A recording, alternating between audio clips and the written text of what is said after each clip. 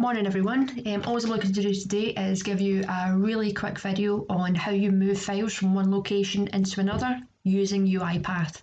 This is going to be the first of many videos that I'm going to put on this channel, so if you could like and subscribe, and I'll try and give you some content that you would find useful. So at the moment I'm in my flowchart. All I'm going to do, just to make it nice and neat, is pull over a sequence, and I'm just going to rename that to be a directory. So within this particular sequence, I need an assignment variable, and within two, I'm going to do Control K, and then just do str source. str is obviously for string values. So where is my source directory? So in here, I have the full file path. I'm going to copy that, and the goal is to move it from the input into output, which is currently empty. So let's have a look here. So within str source, I'm going to make an assignment to that. So double quotations because it's string. And within here, I'm going to paste that full file path over, followed by an additional backslash. So that's str source. And again, what I'm going to need to do is pull over another assignment. And I'm going to do Control K, str, I'm going to say guest. And again, just best practice, just use camel case just to make it a wee bit easier to read variables and things like that. And again, I'm just going to double quotations and paste in the file output followed by a backslash. Okay, perfect. A couple of wee housekeeping things to do is check your variable scopes. So at this moment in time, because I'm trying to make it nice and neat and tidy, I'm going to increase this scope here. So this particular variable is available to the full flowchart, and I'm going to do the same for my destination as well. Don't need to put in default ones here. I kind of tend to stray away from that, just to specifically call them out right at the start of my process. Or if you've got something that's really large, maybe you're using the RE framework, then I'd call out the likes of a configuration file and so on. So I'm going to save that, nip back over to my flowchart. So next thing we need is an additional sequence, and in here I'm just going to call this out so we know it's move files. Okay, so within this particular sequence, all we need to do is a for each. There's a couple of types of for each that you can use. So the first one that you'll see is a for each row. This is specifically for data tables. So if you're iterating through, it's like say an Excel document or something like that, this would be the one that you would use. For parallel for each, that's specifically for the likes of orchestrator queues. Maybe if you've got a huge process, you don't want it to come to a grinding halt if one file takes longer to process than others. In this particular instance, you would use kind of multiple robots to kind of not attack that process as such, but work together in a non-violent way. But in this particular process, what I'm going to be using is the control for each. So I'm going to drag that over. And initially, straight off the bat, it gives you a default value of item within your kind of local variable, if you like. You can leave that as it is, or you can specifically call out what you're kind of, going to be interacting with. And in this one, it's going to be files for me. For each file in, and for this one here, we need to use directory.getFiles and open parenthesis. If you hit Control and spacebar, it will show you all your kind of variables that you have available to you. So we know in this particular instance, I've called out the source. As an additional kind of option, you can put comma and then just do double quotations, an asterisk, so it's like a wild card in there, dot, and then whatever your extension is that you want to move.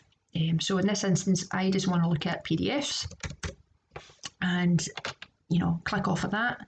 If you didn't quite get that, I'll expand it. So directory.getFiles, open parenthesis, whatever your source directory variable is called, followed by a comma, open and close quotations, and within that, I've got an asterisk, .pdf.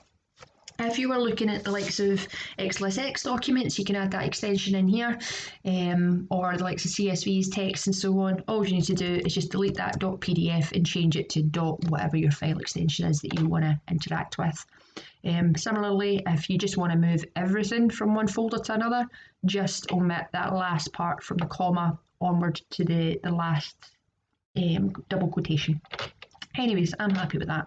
So for each file in that particular one, what do I want to do? Well, straight off the bat, I can't emphasize it enough.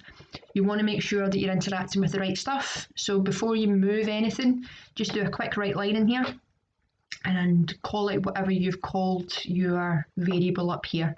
So for each file in this instance, .toString, let's see if it actually sees it. So I'm going to save that and I'm going to play it. So if you just give it a couple of seconds, yep, so within my output, I can see the full file path to the actual PDF documents that I'm looking to move. In this instance, you'll see that everything's called out, whether that be string values, dates, whatever's in there ending in .pdf, my system is picking it up.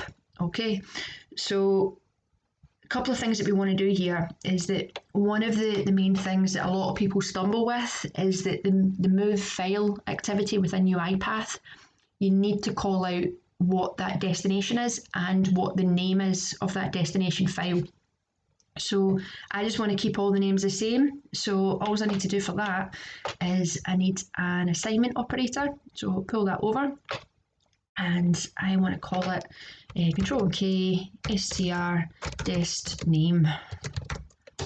Okay, so how do I go about getting the actual file name? Just this last part here, like in this instance, the first, the second 21 copy. How do I get that name?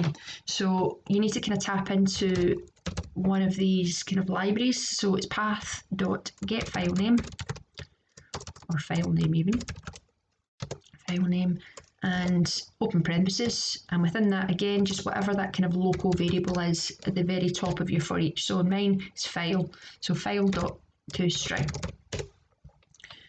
And just as a wee double check, and for learning purposes, I'll pull over another right line and I'm just going to call out what that assignment is.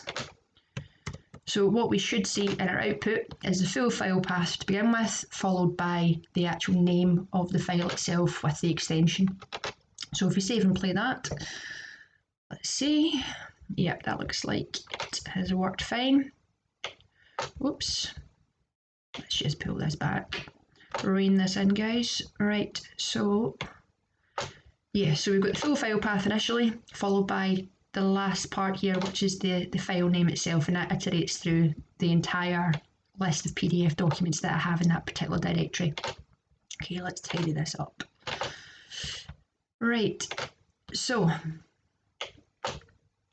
what I want to do next, I want to get a bigger screen, but anyways, so again, just for talking purposes, what I'm going to do is pull over another right line in here, just so we can see exactly how it's doing this. So I want to do it from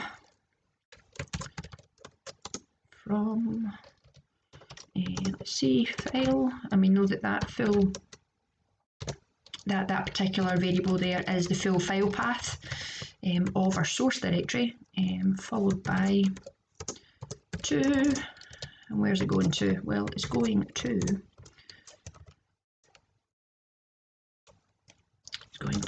str dest with the file name itself. Why do I keep on adding quotations? Anyway, so dest name. So just for talking sake, just so you can see, so I'm moving it from file to destination dest name. One thing you want to make sure of is when you initially did your str destination that you added in that backslash. If you didn't, you can add an additional backslash in here just so you can see exactly where that file path splits. I'm going to save it, I'm going to play it, and again at this stage nothing is physically moving from one part of the system to another. I'm simply calling out my right lines just so I can make sure that everything is going to where I want it to go without upsetting my file structure. So yeah, so everything looks good here. So I'm moving it from this particular file path to this end path here, followed by the actual file name itself. Great. So I'm going to tidy this up a little bit.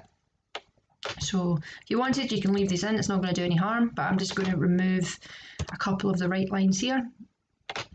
And lastly, I want to physically move it over. So if you don't see it in your recent, you just type in move in your activity searches, and then right down the very bottom, in your file activities, you'll see move file.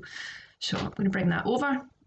And because we've already tested it, I know that it's file to string. And the destination itself, for quickness sake, you could just go in and just copy this. The last two, so strdest, dest name, and it's going there. If you wanted to, there's an additional option that you can automatically overwrite your files. It depends on your use case if you do or do not want to do that. At the moment in time, I don't have anything in my output, so I can just leave that blank, modify as you wish. But anyways, I'm going to save and I'm going to play this, and we should see that move happening in our system. So let's see. So yep, all my PDF documents are here, and my input should just have, yep, my text files and my xlsx document. Anyways, if you found this useful, like and subscribe, and I'll see what else I can bring to the table for you in terms of content. If not, well, thanks for your time, and I hope this helps. Anyways, cheers, enjoy your day. Ta-ra for now.